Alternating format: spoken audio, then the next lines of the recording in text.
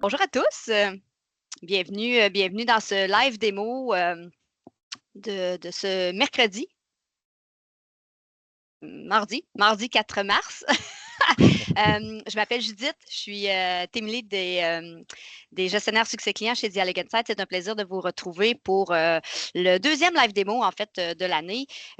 Pour ceux et celles qui ne le savent pas ou qui c'est leur premier live démo, en fait, c'est une présentation qui se veut à une vocation un petit peu plus technique. Donc, on souhaite vraiment viser nos utilisateurs de la plateforme pour pouvoir mieux exploiter, en fait, certaines fonctionnalités. Et c'est avec beaucoup d'excitation aujourd'hui que nous allons parler du cycle de vie du client. Donc, une nouvelle fonctionnalité qui vient tout juste d'être lancée.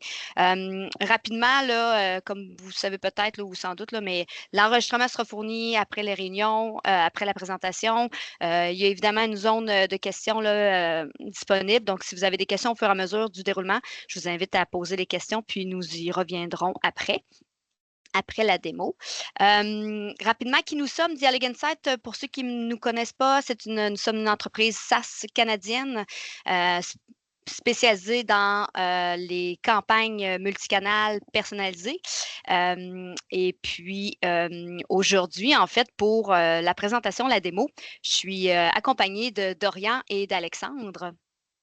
Exactement, merci, merci Judith. Donc moi je suis enchanté et bonjour tout le monde. Ravi de vous faire cette présentation. Moi je suis gestionnaire de succès client chez Dialogue Insights et mon rôle c'est principalement d'accompagner les clients et de les embarquer sur l'outil et de leur faire optimiser leur usage pour pouvoir atteindre leurs différents objectifs. Et donc je suis accompagné d'Alexandre aujourd'hui.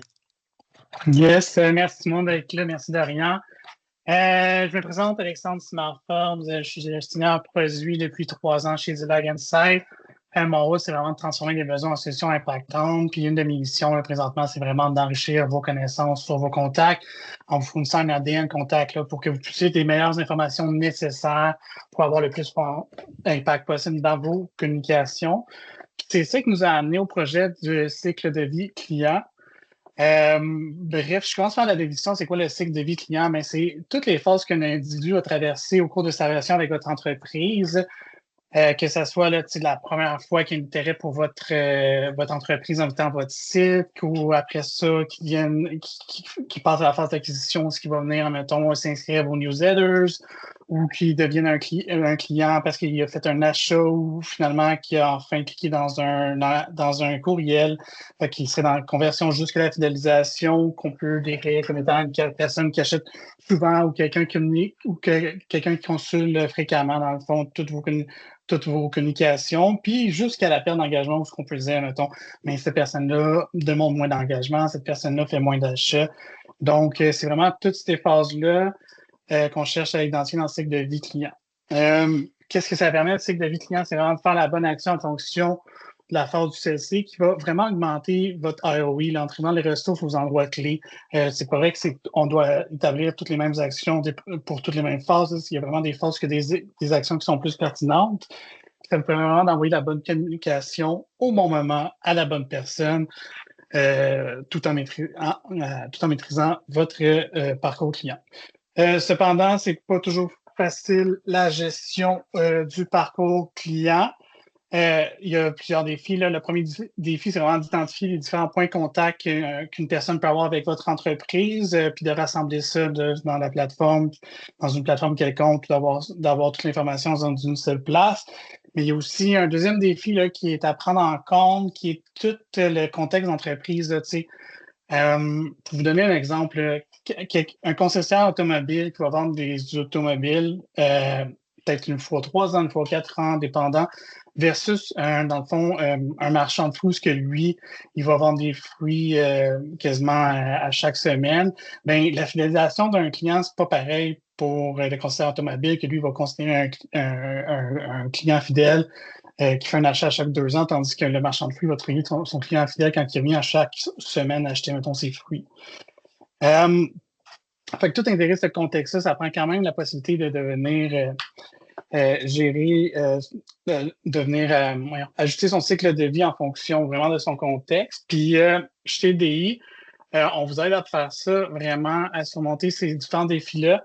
On conserve la flexibilité des use que vous allez, chaque entreprise, chaque personne, que vous allez pouvoir vraiment ajuster votre cycle de vie en fonction de votre contexte, là, que ce soit de la vente, que ce soit, mettons, de la donation, que ce soit juste regarder de l'engagement, etc.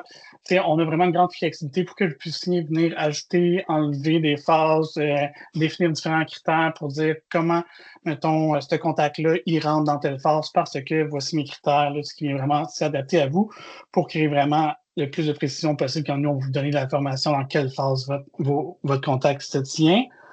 Il y a beaucoup aussi, on voulait apporter une notion d'insight, une notion de que à vue rapide, vous êtes capable de voir où est-ce qu'il y a des problématiques peut-être dans votre santé de base de contact en exposant des graphiques qui vous montrent un peu la distribution de tous vos contacts dans chacune des phases. Vous êtes en mesure de constater, oh mon Dieu, j'ai beaucoup de contacts qui sont désengagés, donc je dois prendre des actions. Fait que ça permet vraiment d'avoir des insights rapides, visuels.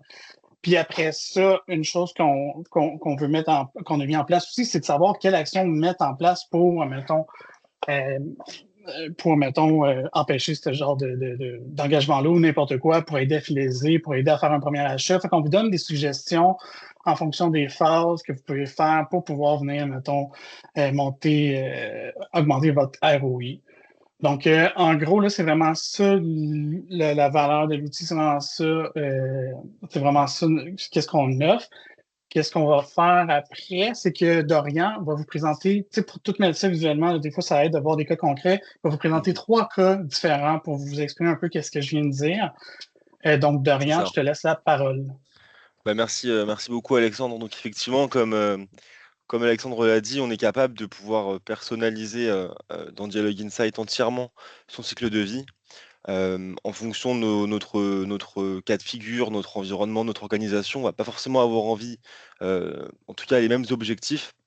Donc, on a par exemple imaginé un premier cas de figure où on aura une municipalité, donc Saint-Mathieu-des-Lacs, qui a, elle, pour objectif plutôt d'engager et de fidéliser ses contacts parce qu'elle n'a pas forcément de produits à vendre. Il y a aucun objectif commercial derrière ça. Donc, c'est simplement de l'engagement qu'on va chercher à avoir dans notre base contact. Donc, le second cas de figure, ce sera le marché du lac, où là, on est sur le module e-commerce de Dialogue Insight. Donc, on fait remonter des transactions. Là, l'objectif est plutôt donc transactionnel et on cherche à transformer nos contacts en clients et surtout à les fidéliser, à les faire acheter plusieurs fois des produits sur notre e-commerce. Et enfin, le troisième cas de figure, ça peut arriver. On est une organisation qui, par exemple, une association, Solidarité Québec, qui vit à travers des dons, mais on n'a pas du tout dans Dialogue Insight le module e-commerce qui est activé. On fait remonter des informations dans des tables relationnelles qui sont personnalisées et on veut pouvoir aller interroger ces tables-là et pas forcément aller interroger nos tables e-commerce.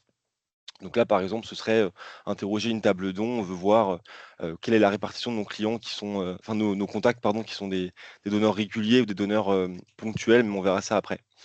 Donc, je vais prendre la main. Et je vais aller directement sur un compte client, enfin un compte démo plutôt. Hop. Et je vais commencer déjà par vous présenter où se situe cette feature-là. Donc, ça se trouve dans la partie audience. Vous avez ciblage. Donc, c'est là en général où vous créez vos groupes et vous avez cycle de vie. Alors là, on est sur le modèle par défaut. C'est-à-dire qu'en fait, par défaut dans Dialogue Insight, pour pas que vous ayez le syndrome de la page blanche, à pas forcément savoir quoi créer comme cycle de vie, on a imaginé pour vous.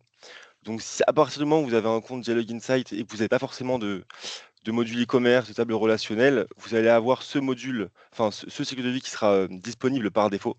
Donc là, sur mon compte, j'ai un petit compte de 11 contacts. On peut voir que mes contacts sont répartis en fonction de leur profil dans les différentes phases. Les différentes phases, je vais quand même vous les présenter rapidement. Donc sur le modèle par défaut, on va avoir une première phase de sensibilisation où là, on va avoir des contacts qui sont dans notre compte, mais qui ne sont jamais abonnés à recevoir des communications. Donc ils n'ont aucun opt-in, ils n'ont jamais reçu aucun courrier. La seconde phase, ce sera la phase de considération. On est sur des contacts qui se sont abonnés à recevoir des communications, qui en ont reçu, mais en revanche, ils n'ont jamais cliqué, jamais interagi sur aucune communication. La troisième phase, c'est la phase d'engagement, où là, on est sur des contacts qui ont reçu des communications et qui ont interagi avec une communication. Et à la fin, on est sur des contacts qui ont reçu plusieurs communications et qui ont interagi avec plusieurs communications, dont une à minima dans les 12 derniers mois. Alors, vous aurez la main, on va le voir dans le troisième cas de figure, pour pouvoir modifier ces critères-là. Vous pouvez voir également qu'on a des suggestions qui sont liées aux différents modules de Dialogue Insight. Par exemple, dans la phase de sensibilisation, pardon, on a des contacts qui sont dans la base, mais qui ne sont pas nécessairement abonnés. Et ben, pour aller récupérer des abonnements, on peut aller utiliser le module formulaire d'abonnement, on peut aller appeler des landing pages. En fait, vous allez voir que ces suggestions, elles sont adaptées à chaque fois aux besoins de notre phase. Quand on veut les transformer de la phase de sensibilisation à la considération, ben, on va aller récupérer un abonnement, et ainsi de suite. Alors, je vais vous montrer rapidement quand même comment ça fonctionne. On peut le désactiver et on peut l'éditer. Donc là, pour celui-ci, on ne va pas y toucher, mais on peut voir que par exemple, sur notre modèle de base, on va aller récupérer les contacts qui n'ont aucun opt-in, aucun opt-out et qui n'ont reçu aucune communication. La petite information qu'on n'a pas précisée non plus, c'est que quand je l'active, ce module-là se met à jour. Donc là, en le réactivant, ça fonctionne vite, ça c'est nickel parce que j'ai peu de contacts, ça tourne et mes contacts sont répartis. Mais autrement, une fois qu'il est activé, ce qu'il faut noter, c'est que cette mise à jour ne se fera que la nuit. Donc si par exemple j'ai un contact qui a reçu une communication dans la journée et qui clique dedans, il ne va pas automatiquement se passer à l'étape d'engagement. Il va falloir attendre la nuit pour qu'ensuite la transformation se fasse. Et ce qui est intéressant à voir, c'est que sur un profil contact, on pourra également visualiser sur quelle étape du cycle de vie le contact se trouve. Donc ça, c'est assez parlant. Et en plus de ça, dans la partie groupe ciblage, ici, vous avez l'habitude normalement de créer des groupes. Vous allez pouvoir, je vais le supprimer et le refaire avec vous, on peut aller récupérer le cycle de vie et on peut aller cibler nos contacts qui se trouvent dans telle ou telle phase. Donc c'est assez intéressant parce qu'on pourrait avoir envie éventuellement de déclencher un scénario de marketing automation sur les contacts qui se trouvent dans telle ou telle phase. Donc ce module-là est assez intéressant pour ça. Là, on a vu le modèle par défaut pour un compte de base qui n'a pas nécessairement de données relationnelles et qui a simplement envie d'aller chercher de l'engagement. Mais si on est sur un compte avec le module e-commerce qui est activé, avec des achats, des transactions qui remontent, ici, le modèle par défaut qui va s'activer sur votre compte, il sera un petit peu différent. Les phases ne sont pas les mêmes. En première phase, on aura la phase d'engagement où là, on va retrouver nos contacts qui sont abonnés, mais qui n'ont jamais fait aucune transaction. C'est-à-dire que dans la table que vous connaissez, e-commerce transaction, on n'a aucun achat qui est rattaché à notre contact. En revanche, il est engagé parce que le contact a déjà cliqué sur un courriel. La seconde phase, c'est la phase de conversion. On est sur un contact qui est abonné et qui a fait un achat. Donc un seul. La troisième phase, on est sur un contact qui est abonné et qui a fait plus d'un achat dans les 12 derniers mois. Et enfin, alors là, j'ai personne malheureusement sur mon exemple, mais c'est assez intéressant. C'est un usage un peu avancé de l'outil, mais en fait, c'est la phase de rétention. C'est-à-dire qu'en fait, on va pouvoir aller interroger les contacts qui ont fait déjà un achat, mais qui n'ont pas fait depuis plus de 30 jours et qui n'ont cliqué sur aucun courriel depuis plus de 30 jours. C'est-à-dire qu'on va pouvoir aller cibler nos contacts. À ce moment-là, on se rend compte que plus de clics, plus d'achats. Est-ce qu'on a envie de pouvoir les identifier pour voir si on a une grosse phase de rétention? Est-ce qu'on a envie de leur déclencher une communication spécifique pour les resensibiliser, pour essayer de savoir pourquoi est-ce ils ont une baisse d'activité en termes d'engagement, que ce soit les clics ou des achats? On pourra le visualiser. En tout cas, voilà, ça c'est notre modèle par défaut qu'on vous propose pour le module e-commerce. Bien entendu, une fois de plus, vous avez la main pour pouvoir le modifier. Et c'est ce que je vais vous montrer dans la troisième configuration qu'on a imaginée, qui est la configuration où on serait une association, où on vivrait à travers des dons. Donc très rapidement, je vais quand même le montrer sur la structuration de la donnée. Dans la table relationnelle, on n'a pas du tout le module e-commerce qui est activé. Par contre, on pourrait imaginer avoir une table dons. D'accord? Et c'est elle qu'on va aller interroger. Donc là, je vais désactiver rapidement pour vous montrer ce qu'on a fait. En gros, ce qu'on a imaginé, c'est une première phase de repli. Ce serait des contacts qui sont abonnés pour recevoir des communications, mais qui n'ont jamais ouvert une. Donc on retrouve la première phase finalement d'engagement qu'on avait dans le module e-commerce. Ensuite, on aurait des contacts qui ont reçu des communications et qui les ont ouvertes dans les 12 derniers mois. Et en fait, sur les 3e et 4e phases, là, on va aller interroger une table spécifique qui est la table don. Donc là, on peut voir que je vais aller récupérer ma table don. Donc là, j'édite mes clauses en fait, hein. Je peux aller en récupérer soit des clauses qui sont déjà proposées par l'outil. Alors ça, c'est intéressant de le préciser, c'est que nous, on vous propose tout plein de clauses, d'accord, qui sont rattachées à chaque fois à un module. Et si vous prenez ces clauses qui sont préconfigurées, vous allez avoir des suggestions qui seront adaptées, d'accord? Mais comme ça peut parfois éventuellement être un petit peu limité, là je suis sur un compte qui n'a pas ces modules d'activer, c'est pour ça qu'ils sont grisés. Mais si chez vous les modules sont activés, ils seront disponibles et vous pourrez aller récupérer ces clauses-là. Mais si jamais vous ne trouvez pas nécessairement les conditions qui vous intéressent, vous avez la main entièrement pour pouvoir aller piocher. Là, j'ai une seule table de profilage, mais je pourrais en interroger plusieurs. J'ai ma table contact, mais j'ai aussi tout ce qui est indicateur marketing, c'est-à-dire mon nombre d'opt-in, mon nombre d'opt-out. Vous pourrez aller creuser dans ce qu'on peut aller interroger, et aussi les stats d'envoi, ce qui est notamment intéressant pour tout ce qui est engagement, c'est-à-dire le nombre d'envois, le nombre de clics, le nombre d'ouvertures, la date de la dernière ouverture, etc. C'est ce qu'on retrouve généralement dans les exports de journaux, euh, si ça vous parle un petit peu. En tout cas, voilà, on va pouvoir aller interroger ça. Et ce qu'on avait imaginé sur ce modèle-là, ce serait par exemple, on est une association, on vit à travers des dons, et ce qu'on cherche à avoir, c'est savoir quels sont, dans nos contacts, dans toute notre base, la répartition de nos donneurs réguliers, parce que c'est grâce à eux qu'on vit. Mais on pourrait imaginer qu'on a aussi des donneurs ponctuels, qui ont fait un don dans l'année, il y a 6 mois. On pourra effectivement aller interroger la table don et dire: «Trouve-moi le contact qui a fait, un don il y a plus d'un mois, il arrivera ici». Tandis que mon donneur régulier qui lui fait un don tous les mois, dans notre clause, en fait, ce qu'on fait, c'est qu'on va aller chercher. Alors effectivement, petite précision, si on veut l'éditer, il faut qu'on le désactive, hein. Hem, mais effectivement, ici, on va aller récupérer, tous les contacts qui ont fait un don dans les 30 derniers jours, dans le mois en cours, en fait. Hem Et comme on est sur des dons réguliers, ça se mettra à jour tous les jours, et on pourra comme ça voir, en fait, la répartition de nos contacts sur notre cycle de vie. Et en fait, il est personnalisable à fond. C'est-à-dire que là, on a présenté uniquement des cycles de vie où on n'avait que 4 phases, mais vous êtes capable d'aller en créer d'autres, ou alors d'en supprimer d'autres. Si par exemple, je suis pas satisfait, le donneur régulier me plaît pas, je peux le supprimer, d'accord? Mais je peux aussi aller créer une phase supplémentaire si je veux aller voir, éventuellement, un contact, qui aurait, plus ouvert un seul email depuis plus d'1 an. Je peux même aller faire, des conditions par rapport, on a vu tout à l'heure, on avait les landing pages, on a les sondages par exemple. Si vous avez fait un sondage spécifique, vous allez pouvoir aller vraiment sur un cycle de vie très spécifique, et en fait, je vous invite, à essayer de moduler, soit de vous baser sur les modèles qu'on vous propose par défaut, pardon, soit d'essayer de recréer, si vous les avez déjà en tête, vos cycles de vie, votre modèle dans l'outil, pour voir si ça a du sens, pour voir si finalement la répartition, de vos contacts, elle a du sens par rapport à ce que vous imaginiez, et éventuellement, après mener les actions nécessaires, c'est-à-dire, aller créer des marketing automation. Si par exemple on se rend compte qu'on a une perte, une grosse partie de notre contact qui est en rétention, essayer de les réactiver par un marketing automation.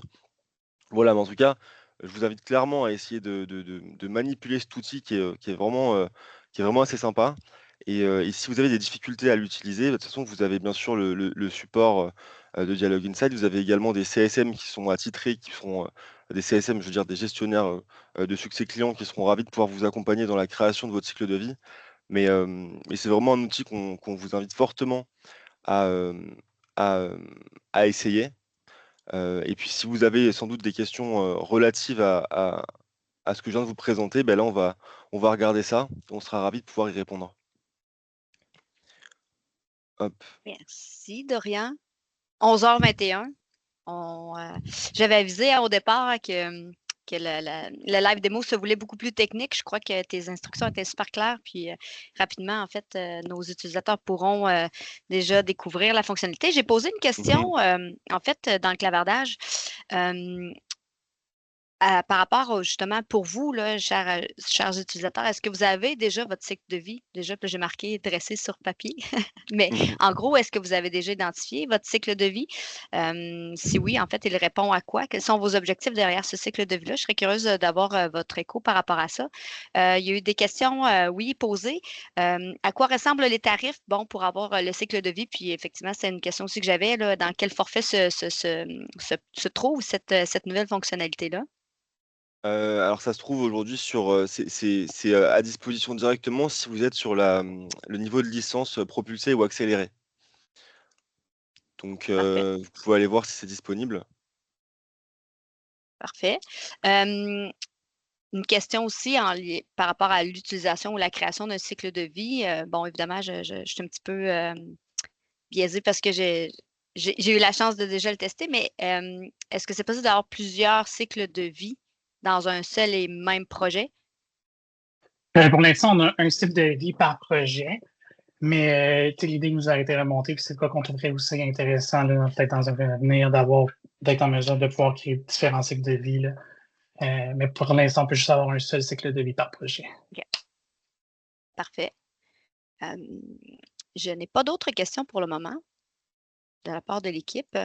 Donc, en gros, c'est ça. Je pense que ce qu'il y a à retenir, évidemment, c'est de pouvoir avoir accès à la fonctionnalité d'abord. Ensuite de ça, si vous ne l'avez pas, bien évidemment, vous pouvez vous diriger vers vos gestionnaires succès clients, directeurs de compte. Mmh.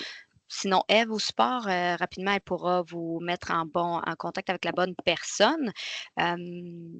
C'est évidemment de le tester, hein. Il n'y a rien de mieux de s'approprier une fonctionnalité en la testant. Alors On a une question aussi qui vient de s'ajouter. Bonjour, si j'ai des acheteurs et des donateurs, est-ce que là aussi, ce n'est pas possible de les distinguer car un seul cycle de vie? bah, justement là, Ça, je te laisse répondre, vas-y Alexandre. ouais, c'est que ça va être possible de le distinguer dans votre cycle de vie, mais c'est un cycle. C'est juste que dans votre même cycle de vie, il va falloir que vous fassiez une phase pour vos acheteurs puis une phase pour vos donneurs, mais la phase peut avoir les mêmes critères. A fait un don dans la dernière a fait un achat dans la dernière année. Mais c'est possible en ajoutant une phase en déterminant, OK, mais dans cette phase-là, je sais mes donneurs, dans cette phase-là, je sais, mettons, mes acheteurs. Donc, le Ouais, c'est ça. cycle de vie. Ah, vas-y, Dorian, excuse-moi. J'allais dire peut-être éventuellement, il faudrait voir si on est capable de pouvoir faire un cycle de vie qui lie les 2 en fait, qui lie à la fois les acheteurs et les donateurs. Autrement, si on a vraiment un cycle de vie qui est spécifique, pour les acheteurs et pour les donateurs, aujourd'hui, il faudra peut-être qu'on se consacre sur le principal puisqu'on peut n'en avoir qu'un seul. Hem, je dirais que c'est ça. Tout revient évidemment aux objectifs. Il y a Mmh. des cycles de vie pour être utilisés pour simplement pouvoir identifier, en fait, là, le ratio finalement de votre base de données où se situent vos segments les plus à risque ou les segments à l'inverse qui génèrent beaucoup plus de revenus ou les segments qui, par exemple, sont les meilleurs engagés. Puis ensuite de ça, c'est soit de pouvoir les identifier rapidement pour faire d'autres actions ou possiblement utiliser les bons segments, par exemple, pour les identifier comme étant ambassadeurs. On peut quand même aussi aller un petit peu plus loin par rapport à ça. Donc, autant en analyse de base de données qu'en génération de tactiques dans le fond, par courriel, vous pourriez probablement tirer profit là, d'une fonctionnalité comme cycle de vie. C'est ça, je pense que tu as raison, c'est bien précisé qu'on doit construire ça par rapport à notre objectif, primaire. C'est-à-dire est-ce qu'on veut, quand on a des acheteurs et des donateurs, est-ce qu'on a envie plutôt de travailler sur la partie donateur, de travailler sur plutôt la partie acheteur et en fonction de ça d'adapter le cycle de vie? Mais je pense qu'il faut toujours l'amener, en termes d'objectifs et de le construire en termes d'objectifs. Et juste mentionner aussi que c'est un cycle de vie par projet. Donc, si vous avez un projet pour vos donateurs puis un projet pour vos acheteurs, mais c'est possible d'avoir deux cycles de vie Mmh. différents. Base de données, oui, tout à fait. Donc, si je n'ai pas d'autres questions, je vais vous libérer tous et chacun un petit 30 minutes de libérer dans Mmh. la journée. Comme je disais tout à l'heure, nous vous enverrons en fait l'enregistrement ainsi que le PowerPoint assez rapidement dans les prochains jours. Puis, d'ici là, ben, si vous avez des questions, n'hésitez surtout pas à nous rejoindre. Il nous fera plaisir, évidemment, de vous accompagner pour la suite. Donc, Super, beh, merci. merci.